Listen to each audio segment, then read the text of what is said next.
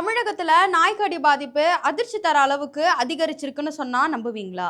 இது பயமுறுத்துற விஷயம் மட்டும் கிடையாதுங்க. அரசாங்கத்தோட அதிகாரப்பூர்வமான புள்ளிவிவரம் சொல்ற கசப்பான உண்மை. கடந்த ஒரு வருஷத்துல மட்டும் தமிழ்நாடு முழுக்க 7,53,569 பேர் நாய்க்கடியால பாதிக்கப்பட்டிருக்கிறாங்க. இதுல ரொம்ப கொடுமை என்னன்னா, முறையான விழிப்புணர்வு இல்லாததால ராபிஸ் நோய் தாக்கி 40 பேர் பரிதாபமா உயிரிழந்திருக்கிறாங்க. தமிழ்நாட்டிலேயே அதிக நாய்க்கடி பாதிப்பு பதிவான முதல் 5 மாவட்டங்கள்ல முதலிடம் சேலம். 46,500 பேர் பாதிக்கப்பட்டிருக்காங்க.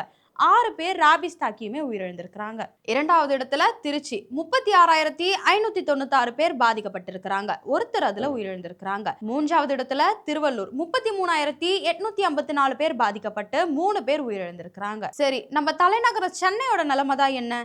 சென்னையில மட்டும் 18,089 பேர் நாய்க்கடியால பாதிக்கப்பட்டிருக்கிறாங்க. அதுல 4 பேர் ராபிஸ் தாக்கி உயிரிழந்திருக்கிறாங்க. இப்ப புரியுதா? இது நம்ம வீட்டு வாசல்லையும் நடமாடுற தெருக்கள்லயுமே வந்து நிக்கிற ஒரு மிகப்பெரிய ஆபத்துன்னு. இங்கதான் நம்ம சில முக்கியமான விஷயங்களுமே புரிஞ்சுக்கணும். பல பேர் நினைக்கிறாங்க தெரு நாய்க்கள் கடிச்சா மட்டும்தான் ராபிஸ் வரும்னு. அது முழுசா தப்பானது. வளர்ப்பு நாய்களுமே ஆபத்து தான். நீங்க ஆசையா வளர்க்குற நாய் பூனையாக இருந்தாலும் அதுக்கெல்லாம் முறையான ஆன்டி ராபிஸ் வேக்சின் போடலன்னா அது மூலமாவும் ராபிஸ் பரவும். சரி, கடிச்சா மட்டும்தான் வருமா? அதுதான் இல்ல. நாய் லேசா பல்லால பிறண்டனாலும், அப்படி இல்லைன்னா உங்க திறந்த காயங்கள்ல நாய் எச்சு பட்டாலும் கூட ராபிஸ் கிருமி உங்க உடம்புக்குள்ள பரவ வாய்ப்பு இருக்கு. இதுல பல பேர் என்ன பண்ணுவாங்கன்னா, நாய் கடிச்ச உடனே காயத்துல சுண்ணாம்பு தடவுறது, காப்பித்தூள் வைக்கிறதுன்னு செய்வாங்க. அது தயவு செஞ்சு செய்யாதீங்க. சரி, மருத்துவர்கள் என்ன எச்சரிக்கிறாங்க தெரியுமா? நாய் கடிச்ச உடனே அலட்சியமா இருக்காம தாமதிக்காம சிகிச்சை எடுத்துக்கலனா ராபிஸ் உயிருக்கு 100% ஆபத்தை ஏற்படுத்துமா. அதே நேரம் சரியான நேரத்துல சிகிச்சை எடுத்தா இதை 100% தடுக்கவும் முடியும்னு சொல்லியிருக்கிறாங்க. அடிப்பட்ட காயத்தை உடனே ரன்னிங் வாட்டர்ல கழுவுனா